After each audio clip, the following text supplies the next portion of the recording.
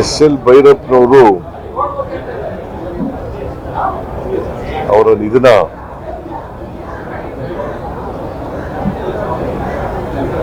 ಅವರ ನಿಧನದಿಂದ ಸಾರಸ್ವತ ಲೋಕ ಬಹಳ ಬಡವಾಗಿದೆ. ಅವರು ಸುಮಾರು 25 ಕಾದಂಬರಿಗಳನ್ನ ಬರೆದಿದ್ರು. ಮೈಸೂರಿನಲ್ಲಿ ಹೆಚ್ಚು ಕಾಲ ಇದ್ರು. ಓದಿದ್ದು ಮೈಸೂರಿನಲ್ಲೇ, ಹೈಸ್ಕೂಲಿಂದ MA ವರೆಗೆ ಮೈಸೂರಿನಲ್ಲೇ ಅವರು ವಿದ್ಯಾಭ್ಯಾಸ ಮಾಡಿರ್ತಕ್ಕಂಥದ್ದು.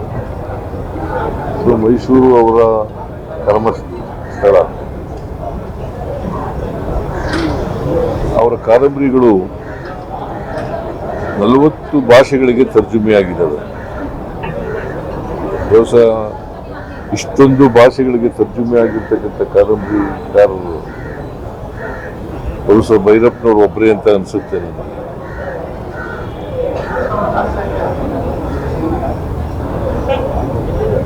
ಬಹಳ ಓದುಗರನ್ನ ಸಂಪಾದನೆ ಮಾಡಿದ್ರು.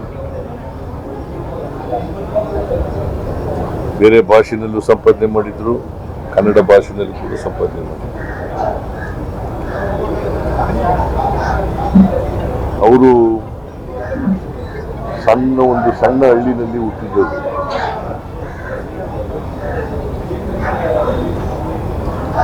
ಬಹಳ ಕಷ್ಟಪಟ್ಟು ಮೇಲಕ್ಕೆ ಬಂದಿದ್ರು.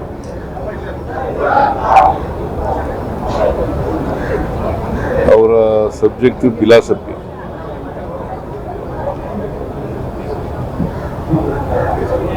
ಆದರೆ ಸಾಹಿತ್ಯ ಕ್ಷೇತ್ರದಲ್ಲಿ ಬಹಳಷ್ಟು ಖುಷಿ ಮಾಡಿದ್ರು. ಬಹಳ ಆಶ್ಚರ್ಯ ಏನಪ್ಪಾ ಅಂತಂದ್ರೆ, ಬೋಧನೆ ಮಾಡ್ತಾ ಸಾಹಿತ್ಯ ಖುಷಿನೂ ಕೂಡ ಮಾಡ್ತಾ ಇದ್ರು.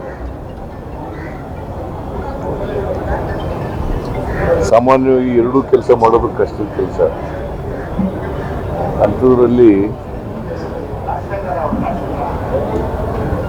ಎರಡೂ ಕ್ಷೇತ್ರದಲ್ಲಿ ತಮ್ಮನ್ನು ತೊಡಗಿಸ್ಕೊಂಡ್ರು ಕೂಡ ಸಾಹಿತ್ಯ ಕ್ಷೇತ್ರದಲ್ಲಿ ಆಸಕ್ತಿ ಇತ್ತು ಅವರಿಗೆ. ಅವರು ಅದಕ್ಕೆ ಕಾದಂಬರಿಗಳನ್ನ ಬರೆಯೋದು ನನ್ನ ಆತ್ಮತೃಪ್ತಿಗೆ ಅಂತ ಹೇಳ್ತಾ ಇದ್ರು.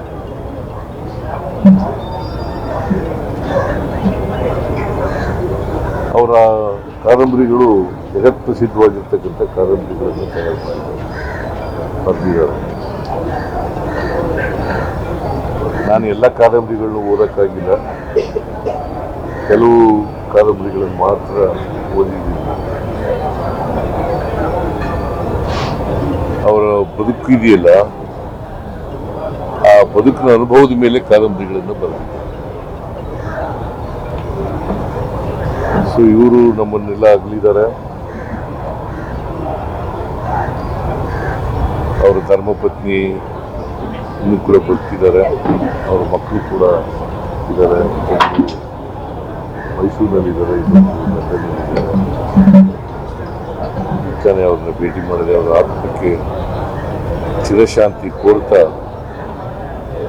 ಅವರ ಧರ್ಮಪತ್ನಿಗೆ ಮತ್ತು ಅವರ ಮಕ್ಕಳಿಗೆ, ಅವರ ಅಭಿಮಾನಿಗಳಿಗೆ, ಅವರ ಸ್ನೇಹಿತರಿಗೆ ಅವರ ಸಾವಿನ ದುಃಖವನ್ನು ಭರಿಸಲಿ ಅಂತೇಳಿ ನಾನು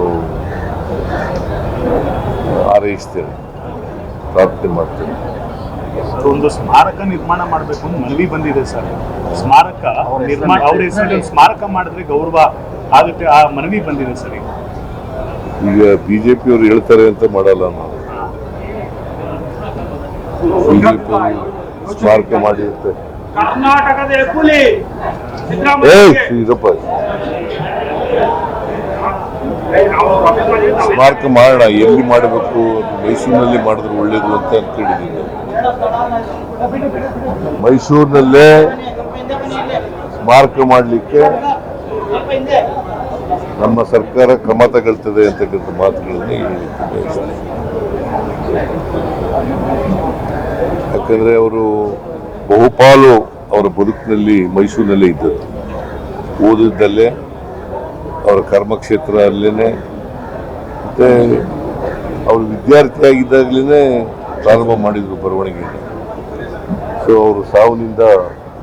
ಬಹಳ ದುಃಖ ಆಗಿದೆ ಅಂತಕ್ಕಂಥ ಮಾತುಗಳನ್ನು ಹೇಳಲಿಕ್ಕೆ ಅವರ ಬರಹ ಮತ್ತೆ ಚಿಂತನೆಗಳಲ್ಲಿ ಸಾಕಷ್ಟು ವ್ಯತ್ಯಯಗಳಿತ್ತು, ನಿಮಗೂ ಅವರಿಗೂ ಕಂಪೇರ್ ಮಾಡಿದ್ರೆ.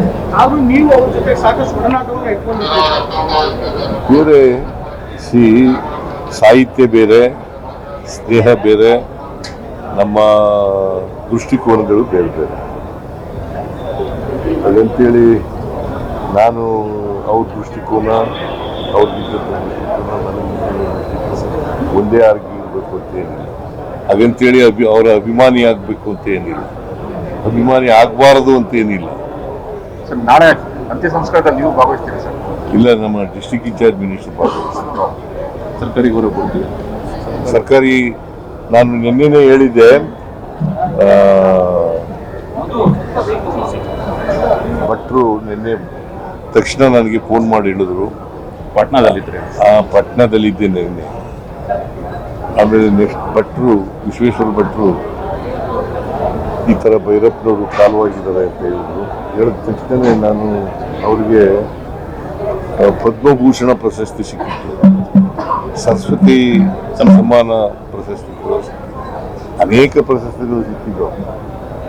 ಅದರಲ್ಲಿ ಬಹಳ ಮುಖ್ಯವಾದವು ಇವು ಪದ್ಮ ಪ್ರಶಸ್ತಿಗಳು, ಮತ್ತು ನಾಡೋಜ ಪ್ರಶಸ್ತಿ, ಸರಸ್ವತಿ ಸನ್ಮಾನ ಪ್ರಶಸ್ತಿ, ಆಮೇಲೆ ರಾಜ್ಯೋತ್ಸವ ಪ್ರಶಸ್ತಿ, ಹೀಗೆ ಬಹಳ ಪ್ರಶಸ್ತಿಗಳು, ಪಂಪ ಪ್ರಶಸ್ತಿ, ಹೀಗೆ ಬಹಳ ಪ್ರಶಸ್ತಿಗಳಿಂದ ಅವರು ಅದಕ್ಕೆ ಅರ್ಹರಾಗಿದ್ದರು ಅಂತಕ್ಕಂಥ ಮಾತುಗಳನ್ನು ಹೇಳಲಿಕ್ಕೆ ಬಯಸ್ತಾ ಇದ್ದೇನೆ. ಜ್ಞಾನಪೀಠ ಪ್ರಶಸ್ತಿ ಸಿಗಲಿಲ್ಲ ಅಂತಕ್ಕಂಥ ನೋವು ಅವ್ರಿಗೆ ಇರಬೇಕು. ಅವ್ರು ಯಾವ ಪ್ರಶಸ್ತಿಗಳನ್ನು ಬಯಸ್ತಾ ಇರಲಿಲ್ಲ. ಬಟ್ ನನ್ನ ಪ್ರಕಾರ ಜ್ಞಾನಪೀಠ ಪ್ರಶಸ್ತಿ ಸಿಗಬೇಕಾಗಿತ್ತು. Thank you.